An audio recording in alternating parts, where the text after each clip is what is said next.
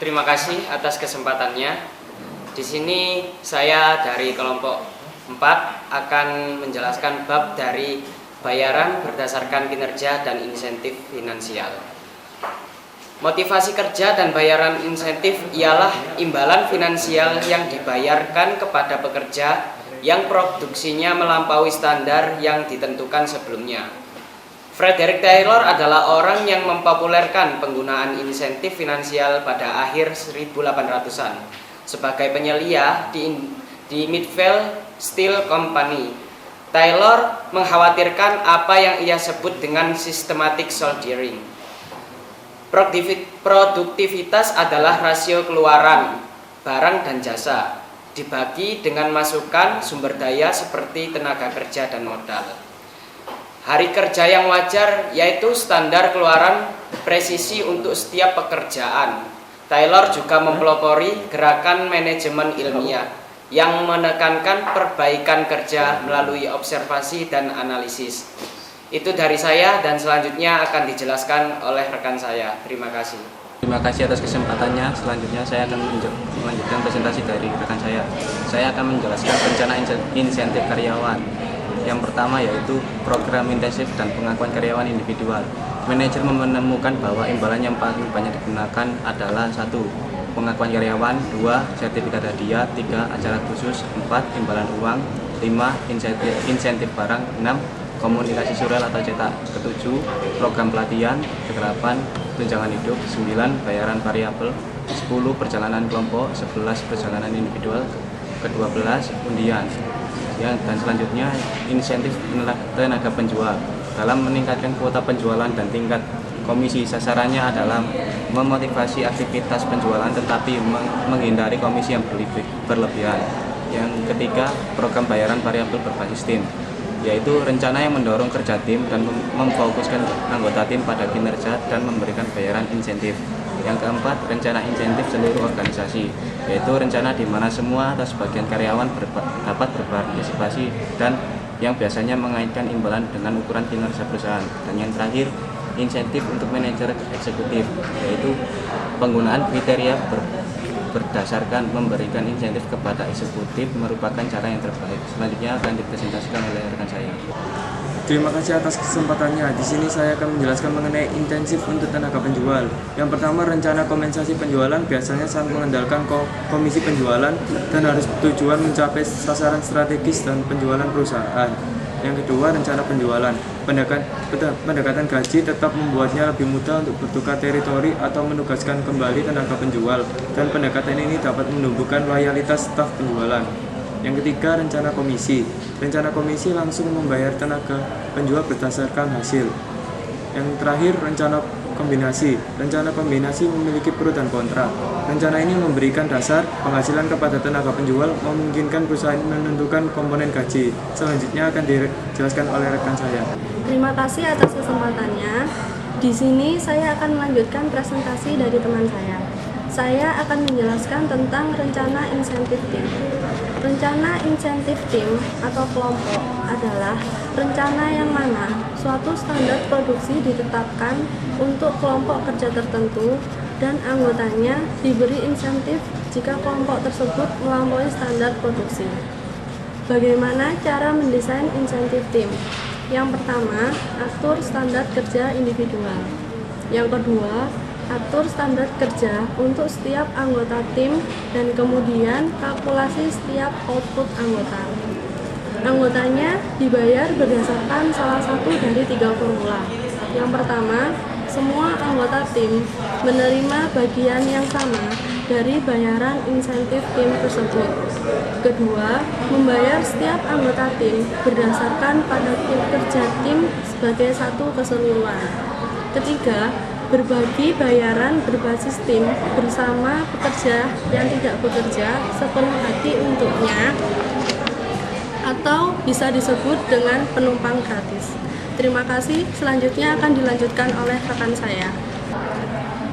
Terima kasih atas kesempatannya. Saya akan melanjutkan presentasi dari rekan saya. Saya akan menjelaskan slide tentang rencana insentif seluruh organisasi. Rencana insentif seluruh organisasi terbagi menjadi 3, yaitu Yang pertama, rencana pembagian laba. Yang kedua, rencana scanline atau pembagian keuntungan. Yang ketiga, rencana kepemilikan saham karyawan. Yang pertama, rencana pembagian laba. Yang dimaksud rencana pembagian laba adalah rencana yang mana semua atau sebagian besar karyawan menerima bagian dari laba tahunan perusahaan tersebut. Yang kedua, rencana scanline atau pembagian keuntungan. Rencana scanline sendiri adalah rencana insentif yang dikembangkan pada tahun 1937 oleh Joseph Scanlon dan dirancang untuk meningkatkan kooperasi, keterlibatan, dan pembagian manfaat. Yang ketiga, rencana kepemilikan saham karyawan adalah rencana yang seluruh perusahaan yang mana pemberi kerja mengontribusikan sebagian dari sahamnya sendiri kepada sebuah perwalian yang dibentuk untuk membeli saham perusahaan kepada karyawan. Lalu perwalian mendistribusikan saham tersebut kepada karyawan pada saat pensiun atau perpisahan hubungan kerja. Selanjutnya akan dijelaskan oleh rekan saya. Terima kasih atas kesempatannya. Di sini saya ingin menjelaskan tentang Scanlon Plan. Scanlon Plan itu ada 5. Yang pertama filosofi koperasi, yang kedua ada identitas, yang ketiga ada kompetensi, yang keempat ada sistem keterlibatan, dan yang kelima adalah rumus pembagian manfaat. Nah, di sini saya ingin menjelaskan tentang rencana Scanlon, yaitu rencana insentif yang dikembangkan, yang dirancang untuk meningkatkan kooperasi, keterlibatan, dan pembagian manfaat. Nah, di sini akan ada 5. Yang pertama filosofi koperasi, berasumsi bahwa manajer dan pekerja harus membuat sikap yang biasanya menghambat karyawan untuk mengembangkan rasa memiliki pada perusahaan. Yang kedua, identitas berarti untuk memfokuskan karyawan harus memberitahukan misi keterlibatan atau tujuannya.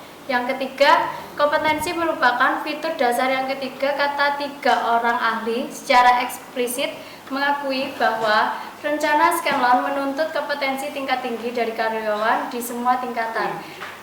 Dan keempat, sistem keterlibatan yaitu memberikan saran-saran yang bernilai kepada komisi tingkat eksekutif. Yang kelima, rumus pembagian manfaat yaitu sebuah saran diterapkan dan berhasil. Terima kasih, selanjutnya akan dilanjutkan oleh rekan saya. Terima kasih atas kesempatannya. Di sini saya akan menjelaskan tentang rencana pembagian laba. Rencana pembagian laba di sini itu dibagi menjadi 2, pembagian laba lancar dan pembagian laba tertunda. Pembagian laba lancar, di sini perusahaan mendistribusikan laba dari perusahaan kepada karyawannya dalam waktu tertentu. Bentuk dari pembagian laba ini biasanya berbentuk bonus tahunan, bonus semesteran ataupun bonus triwulan. Lalu yang kedua adalah pembagian laba tertunda. Pada pembagian laba tertunda ini, para pemberi kerja memberikan penghargaan berupa uang ke dalam akun perwakilan dari pensiun karyawan tersebut. Nah, hal ini dilakukan hingga karyawan tersebut itu pensiun.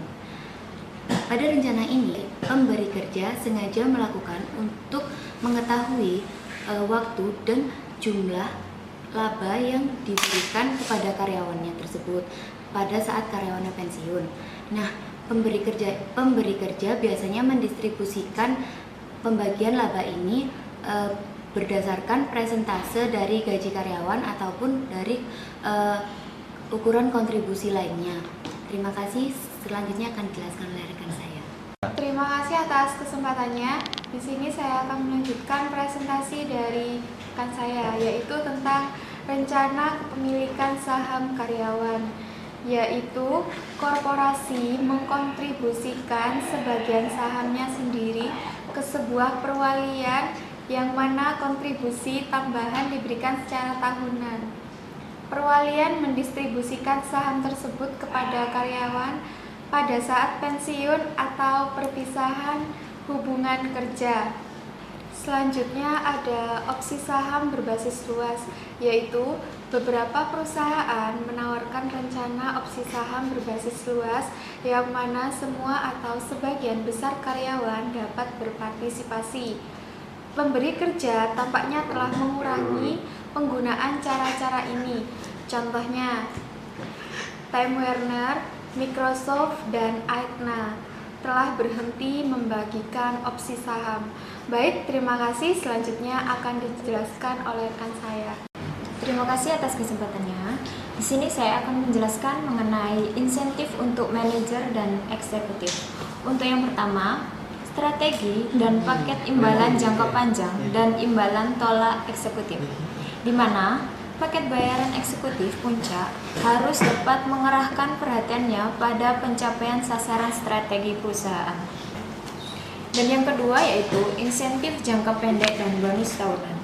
Di mana bonus tahunan sendiri itu adalah rencana yang dirancang untuk memotivasi kinerja jangka pendek manajer dan yang dihubungkan dengan profitabilitas perusahaan. Untuk yang pertama, kelayakan adalah kali pemberi kerja yang harus dilakukan yaitu menentukan kelayakan. Kebanyakan orang secara simpelnya menggunakan kelayakan untuk mendapatkan bonus tahunan. Tetapi beberapa orang juga hanya mendasarkan kelayakan pada tingkat pekerjaan. Untuk yang kedua yaitu ukuran dana. Selanjutnya, seseorang harus menentukan seberapa besar dan dana bonus tahunan tersebut agar terjadi kesepakatan. Untuk yang ketiga yaitu penghargaan individual. Biasanya pemberi kerja menetapkan bonus target untuk setiap posisi yang berhak mendapatkan bonus tahunan tersebut. Terima kasih.